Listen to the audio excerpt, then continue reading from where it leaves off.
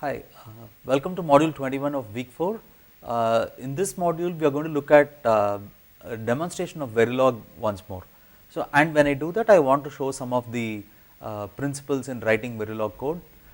Particularly I am going to introduce you to a new kind of statement called assignment statement, and I am also going to show you how to do what is called hierarchical design. So, let us start with this basic problem.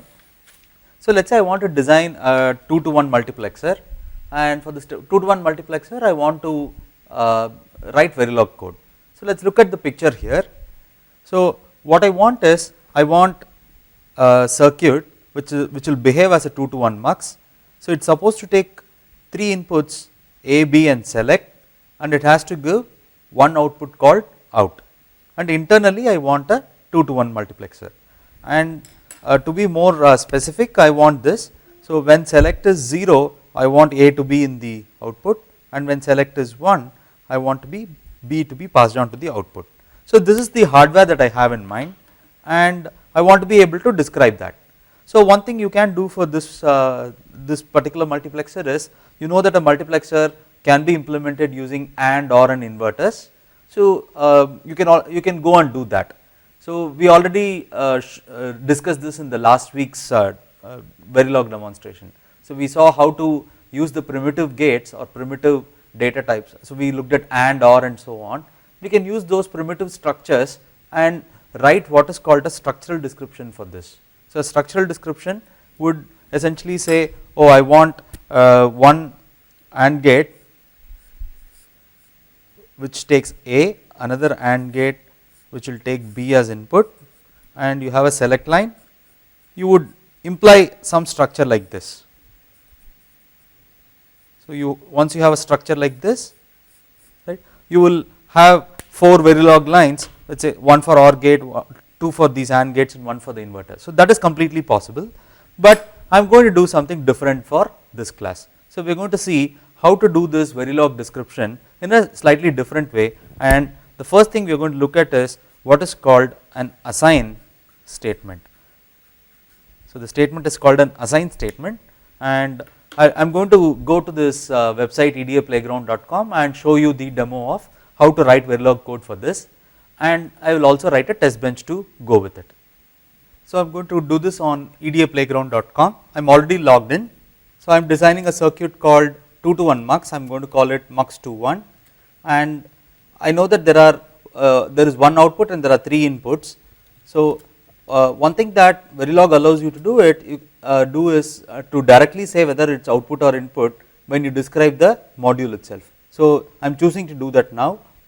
So, I need one output and 3 inputs, namely input select, input A and input B. So, unlike the last class where we did we wrote only the names and then we explicitly said inputs or outputs in separate line, I have done this in the modules line description itself. And I generally have this habit of putting module and end module, so that I know I do not have to go and remember to do it later. As and when I create a block of code, I also put the corresponding matching description at the end. So, now I am going to describe the output. So, at this point if we did what is called structural description of multiplexer, what we would have done is we would have instantiated the 2 AND gates, 1 OR gate and 1 inverter and so on, and wired all of them up. But a Verilog, as I mentioned earlier, can work at different levels of abstraction. So, I am going to write it in another level of abstraction where we can actually write the Boolean equations directly. So, for example, we know that output is actually select bar into A plus select into B. This is what we wanted from the multiplexer. So, there is a way to do that directly in Verilog. So, I am going to do that now. So, select bar into A. So, I will come to the syntax in a little while, or select into B. So, if you look at this statement, this is just a Boolean equation. So, I am following the syntax of Verilog, and Verilog syntax is very similar to the syntax that C and C++ has. So, this ampersand in Verilog is a bitwise AND. This pipe symbol that I have here, which you can see right above the enter button, right, that is bitwise OR, and this exclamation symbol which is along with the one key, that's not. So you have not, and OR. So if you know how to write expressions in C, this is very similar. The only key thing you have to remember is this is a bitwise and this is a bitwise OR. So we have only one ampersand and one pipe symbol. So it will be nice if we can actually write an equation like this. If we know an equation, it will be nice if Verilog can actually let us do something like this directly. In fact, Verilog does that, and the way to do that is Verilog allows us to do something called an assign statement. So there is a keyword called assign. You can notice that the assign statement actually became the keyword assign changed color. So you can say assign output equals not of select and A or select and B. So this is select bar into A plus select into B. So usually if, I put parentheses to explicitly say this is one group of operation and this is one group of operation. So you do not have to do that once you know what is the precedence of ampersand over OR and so on, but this is a very safe way to do it.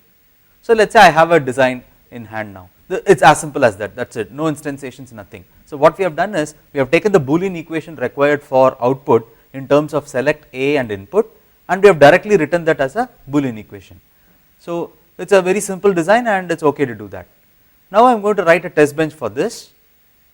So for the test bench I am going to call that mux21 underscore test bench. So I already said that I use this convention called underscore TB to indicate that it is a test bench for this particular module. So if I am testing an XOR gate, I would have put XOR underscore TB and so on.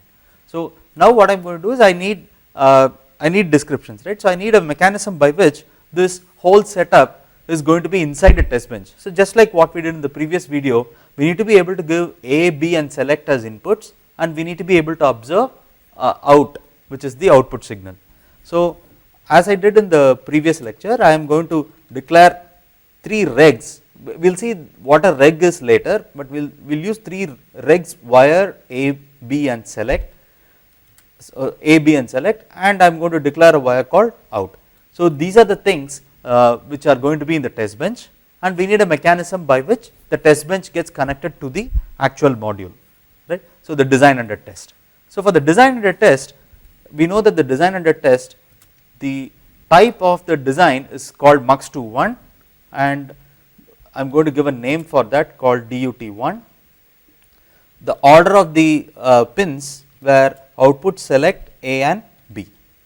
So at this point what we have is, you can imagine that we picked up a breadboard, we put a multiplexer in it, and we have not connected any wires or anything yet. So that is what we have so far. So we have connected all the, so we have put the breadboard, we have put the multiplexer chip in it, we still have to say, oh, this is the A pin and it has to connect to this power supply, I am going to iterate over all values, all these things, right, we will have to do. So I am going to write an initial statement for that. So I have an initial statement. So this initial statement, in this initial statement I am going to write a loop which will iterate over all the possible combinations of select A and B. So just like what we did in the previous example, select A and B will have 8 different combinations. So I am going to write that for int I equals 0, I less than 8, I equals I plus 1, right. So this is the for loop, begin, end, right. So because of the size of the font that I am choosing and so on, so I have done this so that you can see it in the video clearly, but if you are sitting in front of a computer, you will probably have a much smaller font size. This begin would come into the same line itself. So I can show you how it will look. So it would look like this, whereas, so if I have a properly sized window, it would look nice. So the platform is quite nice, but I have chosen a bigger font so that you can see what we are doing, right. So let me work with this font now. So we have the loop running, and already I mentioned this in the last class. If I want to give a vector of inputs, right, so select A and B are 3 different inputs, and when I say I is assigned to select A and B, right, you have select A and B on the left side. So I gets values from 0 0 0 to 1 1 1 and these specific bits are assigned to the left side. So this is something that you have already seen. I am going to do something slightly more this time. So I also said I am going to give this every 5 time units, I will put that in. So till this is very similar to what we did in the previous test bench. On top of this I am going to do a few more things. So one thing that we do for test bench is that we can always go and visually see what the output is, we can see what the waveform is and so on, but sometimes it is also a good idea to actually know that this is what I am expecting from the design and am I getting the correct output or not. So when we write the test bench modules, so this is not something that you get from your breadboard, your oscilloscope kind of setup. So you have to inspect, as a human being you have to go and see what the oscilloscope has and you have to check whether the outputs are correct or not. You will have to do those things, or you have to inspect the LED that you have connected and whatnot. But in Verilog, since you are writing a program, you can also programmatically check whether the output that you are getting is correct or not. So I am going to do that right now. So I know that if select is 1, so we will come to the syntax later, if select is 1 and if output is not equal to A, let us say I wrote the design, now the design is actually correct, but it is possible that I make some mistakes, or if you go and write your own design you may make a mistake. So what I am going to do is, if select is if select is 0 and output is not equal to A, I am going to declare, so I am going to do something, I am going to say that there is some failure, there is something that is happening. So I am supposed to get A, whatever A is whenever select is 0, however if for whatever reason it fails, I am going to indicate that there is a failure. The same thing can happen if select is 1, right, and output is not equal to B, this is also a problem. Right. So I want to say that this is also a place where I want to indicate that it is a failure. If it passes, if all these things pass, I am going to say that it is passing. So I am going to do a few things in a little while. So again, if you want to see the structure, this is how the structure looks like. So this is how the structure looks like. There is a if statement, there is a else if statement and a else statement. If you look at what is happening in fail and pass and so on, it looks like it is a function call that we are making. It is in fact actually a function call. So on the right side we have our design. In the test bench we are going to use the full power of writing software as though you do it in a programming language. So when you write the design description, you generally do not write functions and so on, but when you are testing it, your test bed or the test bench is essentially a piece of software by itself. It is not implying any hardware directly. It is not that we want to synthesize an oscilloscope or we want to get a voltage supply out of this. If we give this voltage supply and if we have to see the waveforms, what is going to happen? That is what we are doing in this whole business of simulation, right. So you can use the whole power of software programming inside the test bench. Anything that you do in test bench which uses traditional software techniques is actually welcome and it is good to have. So what I have done is, I have put a series of if else statements and there is a for loop and this is the overall structure. So now let me show you what some of these things mean. So if select equals 1 apostrophe B0, this apostrophe is the signal or is the key next to the enter key, right. This is the close quote, close single quote.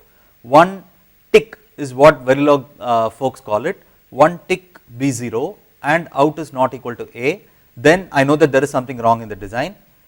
So if that was true, however it is possible that when select is 1, somehow out was not equal to B. So one of the cases could have been wrong. If either of these things happen, I know that there is something wrong in my design. If this is correct, then everything is correct, I can pass this test case, right. This test case is correct. So what I am going to do is I am going to put this inside an initial block, and what this will do is it will iterate, the for loop will iterate from 0 to 7, it will stop when it is 8.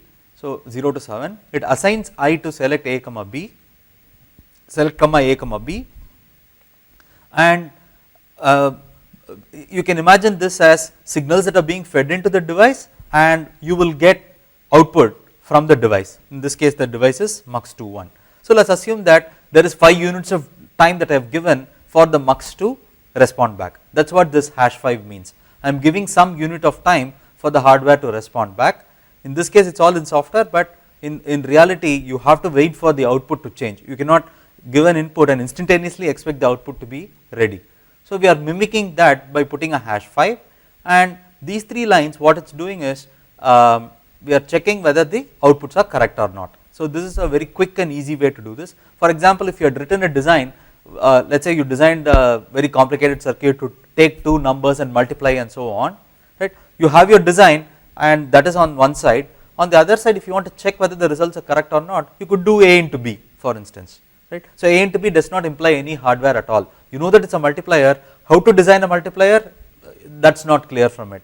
Whereas when we write design descriptions, it is usually very clear to us what we really want from the Verilog description. So far we are there, and I am going to write so I am going to write the what are called tasks. So I am going to write one task called fail, and this task is supposed to take care of the failing condition. So when will we call this function fail? If one of these if conditions were correct. So somehow the output was not A when the input was 0, when select input was 0, or the output was not B when the select input was 1, then we have a problem, right. So I am going to say that there is a problem in these cases. So I am going to print something to the screen saying display when select A B, right. I am going to write it like in English, when select A B is these 3 values. So this is similar to printf statement. You can see that it is resembling the format of printf. When select A B is this, output equal to this is wrong, right. I am going to write something like this, right. And what are the different things? It is just like in printf statement for C. So the first part is a format specifier and the second part is a actual parameters. So when select comma A comma B is select comma A comma B, output equal to whatever output we got is wrong. It is okay to say it is wrong here because you will call this function only when the output is wrong. You will not call this function when the output is correct, and this takes care of the fact that there is a problem. And if there is any problem in your design, right, so if there is anything wrong in the design at all, ideally what I want is I want to just say that do not continue with the simulation anymore, there is a mistake in the design and you have to go and check it, right.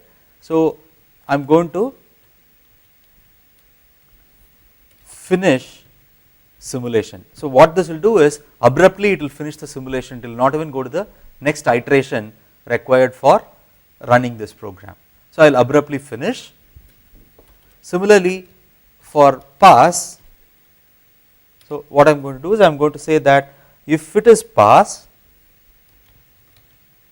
which means for each of the inputs, in each of the combinations of inputs, if it is correct, right, I am going to put this statement. So I will copy from the previous one, I will say that out equal to this, and that is it. So I will not say it is wrong, the output is actually correct. So whenever I say output equal to that, we will assume that it is correct, that is all. So if it is wrong, I will explicitly say it is wrong, if it is correct, I will just print it out. And in this place I am not going to put $finish, because if one input combination, if the output is correct, I still have to check all the input combinations. So I should not finish them, I should check all the input combinations, right. If it fails, I am going to get out immediately and say that there is something wrong in the design, but if it is passing, then I am going to let it pass, let it go till the very end. and let us now go back to this initial block. So, what would happen? You would run from 0 to 7, and every time you can think about it as there were 3 inputs that were given, you waited for some time, the hardware gave the output, you check the output, if the output is correct you pass, so which means you this will print something on the screen and it will go to the next iteration. If it fails, it will call this task called fail, it displays what is wrong in your design and then finishes the simulation. So, at some point if for all the input combinations, if everything passed, you will get out of this for loop. So, the for loop would terminate. At this point I can actually say that all the test cases passed. So, I can be happy about this, right, all test cases passed, and now I am ready to finish, right. So, this is the overall setup. So, what we are going to do is, so I will just reduce the font size again so that you can see the structure, the overall structure. So, even if you do not see the actual contents, you can see that there is an initial statement here which takes care of giving the various input combinations. It also checks whether the output produced is correct or not, and if the output produced is incorrect, we are going to call this function. If the output produced is correct, we are going to call this function. So far we are okay. I am going to now run this. So, I am going to save and run it. So, what happens when you run is it comes in the bottom. Let us see what is happening. So, oh, I did not pick the correct simulators and so on, let me do that, I am sorry. So, we will pick system Verilog and I am going to pick for tools and simulators, I am going to pick iVerilog 0.10.0. So, right now I do not want the waveforms. So, I will go and save it and run. So, sometimes the website has sometimes it can have issues. If you see that there is nothing which has changed in the output, just go and run it once more, you will see that it will become a blank screen and eventually you will see the output again, right. Now, let us see this. So, when so this design is actually correct, it says when select a, b is 0 0 0, output is blank, then there are several things which are all blanks. So, it looks like I did something which is incorrect. So, let me go and see what it is. So, I said when select a, b is these 3 values, output equal to percentage %s. So, percentage %s is not a valid specifier. So, I should have put percentage %b. So, percentage %b means print it as a bit. So, we have seen D and other things in C programming, right. So, percentage %b means print it as a bit. So, that is a mistake that I had done. So, I have corrected that mistake and I am going to run it again. Let me run it once more. Now, let us see the output, right. So, let us check, pick a line and check it. When select a, b equal to 0 1 1. So, when select equals to 0, a equals to 1 and b equals to 1, output is 1. So, which is in fact correct. Let us check this line. When select is 1, a is 1 and b is 0, right. So, we know that it is select bar into a plus select into b. So, we should be selecting b. So, b is 0. So, output is 0. This seems to be correct. So, let me show what would happen if I make a small mistake. So, let us say by mistake I forgot this not condition, right. So, I put select and a or select and b. So, let us say I made that mistake. Let us say you wrote a design like that. If I save it and run it, I am expecting something wrong, correct. So, this did not run, let me run it once more. Okay. So, let us see the output now. So, when select a, b is 0 0 0, output is 0. When select a, b is 0 0 1, right. So, what we are expecting is when select is 0 and when a is 0 and b is 1, since select is 0, you are still supposed to get 0 out of it. So, that is okay, right. So, when select is 0, you are printing a. Let us look at this line. When select is 0 and a is, so let us see this, select is 0, a is 1 and b is 0, we should be outputting 1. however the output is coming out as 0 because we made a mistake here. As soon as in the sequence of input combinations we find out an error, so what would happen is in this for loop you have I equal to 0, for I equal to 0 everything passes, for I equal to 1 again it passes, for I equal to 2 however the design seems to give an incorrect result, right. As soon as you see something incorrect, this is a very conservative way of programming. As soon as you see something incorrect, say that it's incorrect, unless you go and fix the design you should not allow it to continue. So this is the setup.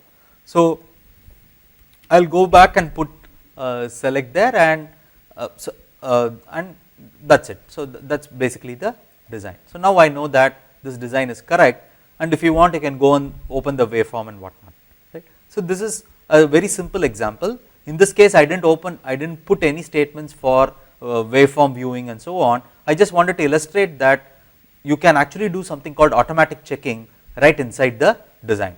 So I have done that now. Instead of looking at the printout and manually checking one after the other, I know that when select is 0 output must be A, when select is 1 output must be B. I am explicitly checking it in the program. So this is something you must have also observed in the test bench that I provided you for the XOR gate. So in quiz 3 at the end of it I specified a practice problem. The test bench there is also something that actually uses the same technique. Okay. So now let me do one more design.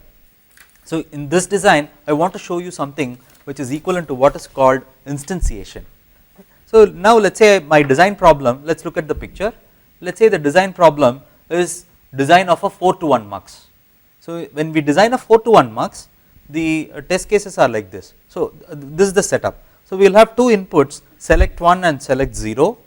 These are the two inputs, and these are the select lines, and I have 4 inputs, proper inputs A, B, C and D. There is a single output, and the select 1 and select not, if they are 0, 0, then output should be equal to A. Then if these two are 0, 1, the output must be equal to B and so on. This is what I want from the Verilog design. And so I could go and write equations for this. I can go and write out equals combination of select 1 and select not with A, B, C and D. That is one way to do it. I already demonstrated that. I suggest that you actually go and try it yourself. Now I am going to show something else which is slightly different. So I am trying to show different ways of writing Verilog for a design problem. Let us say I want to do this in Verilog, but I want to use 2:1 muxes, right. So I have 2:1 muxes. This is a valid circuit for a 4:1 mux designed using a 2:1 mux. So you give A and B inputs to a 2:1 mux, C and D inputs to another 2:1 mux, and give select 0 as the select line. This is not select 1, this is select 0. So this one is correct. So this is not a mistake, it is select 0. You give select 0 as the inputs as the select line to these two muxes. So now you know that if select 0 is 0, it will pick A from here and it will pick C from here, which is what we want, right. You look at this, if select 0 is 0, then either A or C should come. If select 0 is 1, which means the last 2 bits are 1, either B or D should go to the output. That is what we are doing with this part of the circuit. So when select 0, so we give the same select lines here. So if select 0 is 0, A and C will appear here. If select 0 is 1, B and D will appear here in these places. Then we have another 2:1 mux. This 2:1 mux is taking select 1 as the select line, and it will, if it is A here, it would be C here, if it is B here, it will pick D here, and it will pick one of those and pass it to the output. So now I already showed this in an earlier class that this is actually a valid implementation for a 4:1 mux. So if I want to design a circuit like this, which actually uses 3 2:1 muxes to design a 4:1 mux, so I need to be able to do that. So imagine I ask you to build a circuit in a lab where you have 3 2:1 multiplexers. I want you to put it in the breadboard and so on. Then that is what we are trying to simulate. So when you do this, right, usually you go and give names to the multiplexers here.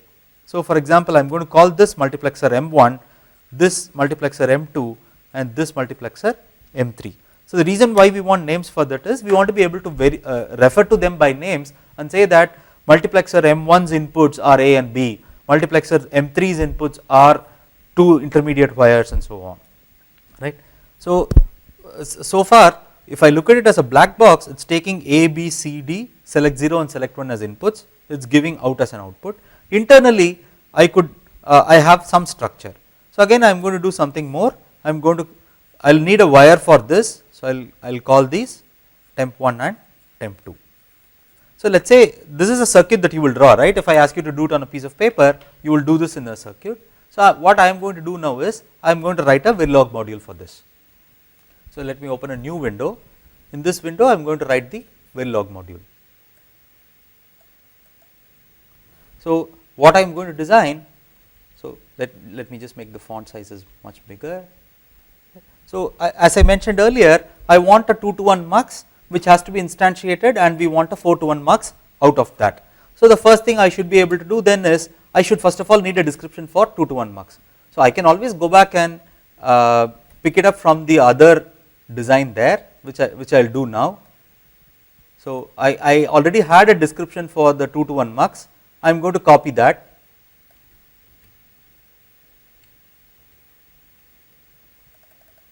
I am going to copy that. So the 2 to 1 mux is still using a Boolean equation, right. It's as it was before.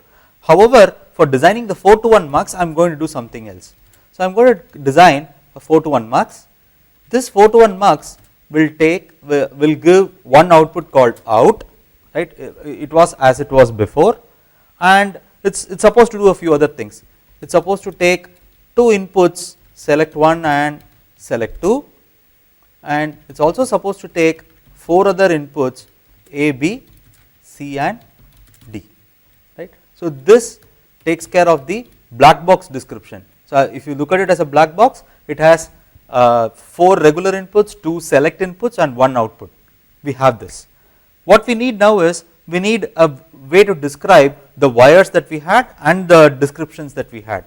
So I said we already need 2 wires, temp 1 and temp 2, right. I'll declare them now. So what we have is we have a 2 to 1 description, mux description for 2 to 1. I am going to design 4 to 1 mux using 2 to 1 muxes. So let us see how to do that. To do that, so I need to do what is called instantiation. So we in the primitives I said this is equivalent to pulling up gates and so on, right, but mux21 is not a primitive. We designed it right now, right. We designed it right now. We need a mechanism to say that I want a mux21 called M1 which will take select 0, A and B as inputs and give temp 1 as the output.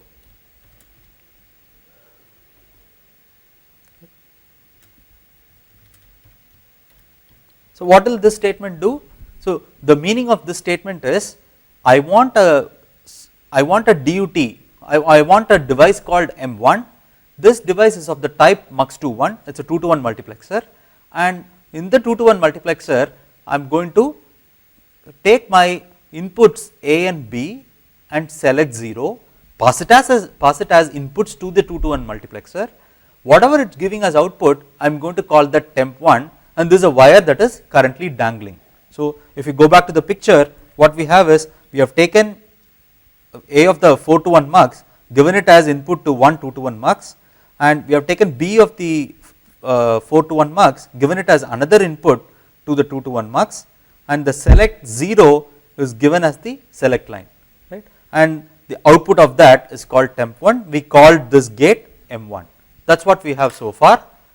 Now I need another 2 to 1 mux. So Verilog does not stop you from doing this. So what we have done is we have done what is called instantiation, and instantiation means I have a particular hardware object, in this case it is a 2 to 1 mux, and I have picked up one copy of it. So I bought one mux21, let us say, right. So the first one I have is called M1, the second one I have is called M2, and I am going to declare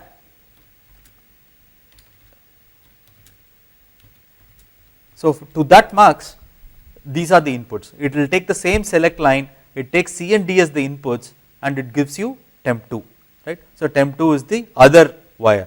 Now we have 2 wires and this has to be connected to the third wire, the third multiplexer. So the third multiplexer gives the circuits output as a black box. Out is the output of the 4 to 1 mux, and what is the final 2 to 1 mux supposed to do? So let us look at the picture again.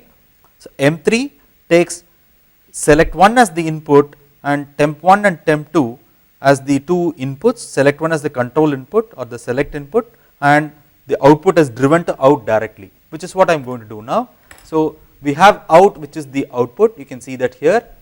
The select line is supposed to be SEL1 now, and we are passing on temp 1 and temp 2 as the other two input lines. So the order in which we have given things are have to be careful. So A and B are given in that order, C and D are given in that order, and temp 1 and temp 2 are given in this order. There is a reason for that, because unless you do this, if you mix up A and B, then your 4 to 1 description would be incorrect. So we want, when select 1 is 0 and select 0 is 0, we want A, and when select 1 is 0 and select 0 is 1, we want B, and so on. So now this is a design description for a 4 to 1 mux.